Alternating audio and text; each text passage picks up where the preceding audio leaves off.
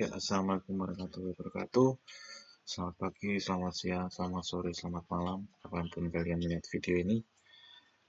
Pada kesempatan kali ini kita akan mempelajari tentang tenses.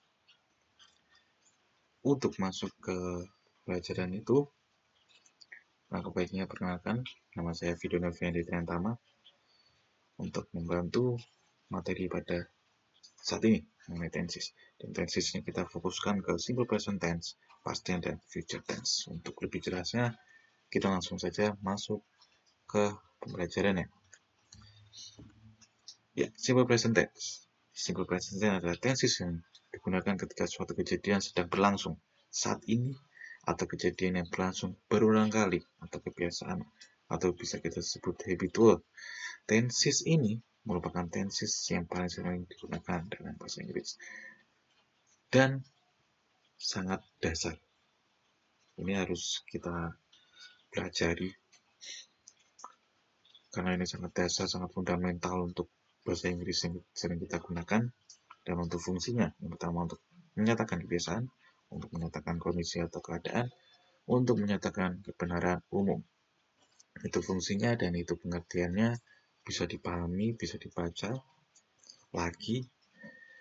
Nanti kalau belum paham bisa ditanyakan. Kemudian kita masuk ke rumus dan contoh simple present tense. Nah, ada positif, negatif, dan interrogatif. Yang pertama adalah positif, yaitu rumusnya subject plus verb one or ESES plus object.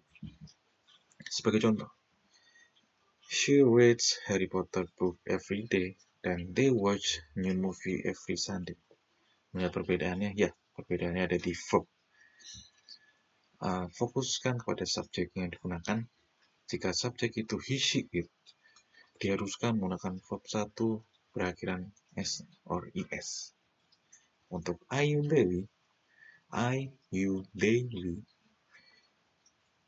verb 1 pada umumnya. Seperti itu.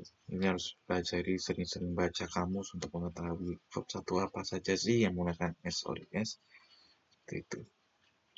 Kemudian negatif. Subject plus do not or does not plus verb 1 plus object. Harus dipahami lagi perbedaan do dan does. Does digunakan untuk he, she, it, and do digunakan I, you, they, we. Harus paham itu, harus mengerti itu, dicatat kalau perlu diingat. Untuk contohnya, she doesn't atau she does not read Harry Potter books every day. Yang sini kembali untuk menggunakan verb 1, yaitu verb 1-nya adalah read, dan menggunakan does not karena subjeknya she. Kemudian they don't watch movie every Sunday. Untuk contoh keduanya sudah paham harusnya. Kemudian interrogatif atau kalimat tanya, do or does plus subject plus verb 1 plus object. Sama seperti tadi, do dan does-nya tergantung subjeknya yang digunakan. Untuk contohnya, does she read Harry Potter book, menggunakan verb 1, jangan lupa read. Kemudian do they watch a new movie every day, menggunakan kalimat tanya, jangan lupa. Ini adalah rumus dan contoh simple present tense dasar sekali, untuk sangat fundamental, harus dipahami untuk siswa-siswa sekalian. Kemudian next ke simple past tense. Simple past tense adalah kalimat tenses yang digunakan untuk menyatakan kejadian yang terjadi di masa lampau dan telah berakhir di masa lampau juga. Jadi simple past tense ini menceritakan kejadian yang sudah terjadi di masa lampau, seperti itu. Simpelnya seperti itu. Kemudian fungsinya untuk menyatakan kejadian di masa lampau, kedua untuk menyatakan fakta di masa lampau, ketiga untuk menyatakan kebiasaan di masa lampau. Itu pengertian dan fungsinya. Jika kurang jelas bisa ditanyakan nanti di grup. Kemudian untuk rumus dan contoh simple past tense, ada positif, negatif, interrogatif. Positif, subject plus verb 2 plus object. Nah, untuk simple past tense kita harus menggunakan verbnya itu menjadi verb kedua, jangan menggunakan verb 1 untuk yang positif. Ingat, untuk yang positif. Kita contoh, Abdul went to Bali for holiday last Sunday. Tidak menggunakan go kan? Tidak menggunakan verb 1 yaitu go. Verb 1 dari when itu adalah go. Seperti itu. dan contoh keduanya bisa dibaca sendiri sama. Kemudian yang negatif, subject plus did plus not plus verb 1 atau verb 1. Kenapa kok menjadi verb 1? Karena sudah ada did plus not. Jika sudah ada rumus itu, kembali lagi menjadi verb 1. Ini adalah rumus yang sudah pasti benar, mutlak adanya. Untuk contohnya, Abdul did not go to Bali for holiday last Sunday. Nah, seperti itu. Yang tadinya when menggunakan verb 2 menjadi verb 1 go. Begitu juga contoh keduanya bisa dibaca sendiri menjadi join menjadi verb 1.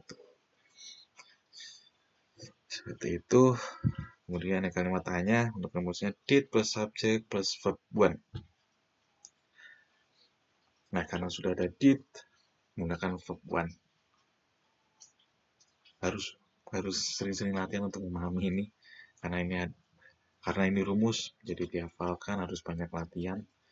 Nah, untuk contohnya, did Abdul go to Bali for holiday Sunday? Tidak menggunakan when, kan? Tidak seperti positif. Untuk negatif dan interrogatif menggunakan verb 1. Mengapa? Karena sudah menggunakan did. Seperti itu. Ini adalah simple past tense, basic untuk menceritakan masa lalu. Mungkin pada contohnya teks naratif atau teks menceritakan experience seperti itu harus menggunakan simple past tense, harus menguasai dengan cara latihan dan latihan seperti itu. Yang terakhir, simple future tense, seperti namanya, future atau masa depan. Kalimat tenses yang digunakan untuk menunjukkan kejadian yang belum terjadi atau akan terjadi di masa depan dan berakhir di masa depan juga. Jadi, jika kita melihat pada pengertiannya, ini menjelaskan yang akan terjadi di masa depan. Tadi masa lalu, kemudian yang pertama masa sekarang, dan sekarang adalah pada penjelasan ini adalah simple future tense untuk menjelaskan yang akan datang di masa depan. Seperti itu. Fungsinya untuk menunda suatu kejadian yang akan dilakukan, menunjukkan rencana yang sudah disiapkan dan akan terjadi untuk memprediksi hal di masa depan. Nah, ini penjelasan dan fungsinya untuk lebih pahamnya bisa ditanyakan di grup nantinya. Kemudian rumus dan contoh simple future tense, ada positif, negatif, interrogatif. Di sini ada dua rumus yang intinya sama, yaitu subject plus will verb 1 plus object, atau subject plus to be. Ada is, mr plus going to plus verb 1 plus object. Nah, untuk is digunakan untuk he, she, it, untuk subject he, she, it. M sudah jelas menggunakan subjek I, untuk R menggunakan subjek we dan D. Perlu dicatat karena itu seperti itu rumusnya, harus dihafalkan, latihan seperti itu. Seperti contoh, misalkan di sini ada subjek D dan Peter. Peter itu masuk pada kategori tunggal, yaitu he, she, it tadi. Oke, yang pertama they will take, ini contoh yang pertama, they will take school examination next month. Nah, dia menggunakan will, verb 1, jangan lupa menggunakan verb 1, take school examination next month. Nah, untuk yang kedua, Peter is going to move his new house next week. Menggunakan is. Nah, pasti bertanya-tanya, terus perbedaannya apa will dan going to? Menurut pengalaman saya dan dosen saya di kampus, going to itu lebih condong pasti akan terjadi daripada will. Seperti itu, simpelnya seperti itu. Jadi misalkan kita ingin menjelaskan besok itu pasti, aku pasti, maksudnya saya itu pasti akan kejadian. Nah, lebih condong pakai going to seperti itu daripada will. Seperti itu ya. Semoga paham untuk perbedaan will dan going to-nya. Simpelnya seperti itu. Going to itu lebih condong pasti akan terjadi. Mungkin ya 99%, 99% pasti akan terjadi seperti itu. Yang negatif hampir sama rumusnya. Pertama, subject plus will plus not plus verb 1 plus object, atau subject plus to be plus not plus going to plus verb 1 plus object. Nah, untuk contohnya seperti itu. Hampir sama dengan rumus-rumus sebelumnya, ditambahkan not pada saat ini. Seperti itu. Kemudian yang interrogatif, will-nya ditaruh depan, to be-nya ditaruh depan, kemudian ditambah subject plus verb one plus object. Seperti itu. Contohnya seperti, will you come to my party tonight? Is he going go to office by bicycle? Dan diingat to be-nya di sini tergantung subjeknya lagi. Saya ingatkan lagi, is untuk he, she, it, am untuk I pastinya, are untuk we atau they. Seperti itu ya. Sudah, itu dasar-dasar dari tenses mengenai simple present tense, simple past tense, and simple future tense.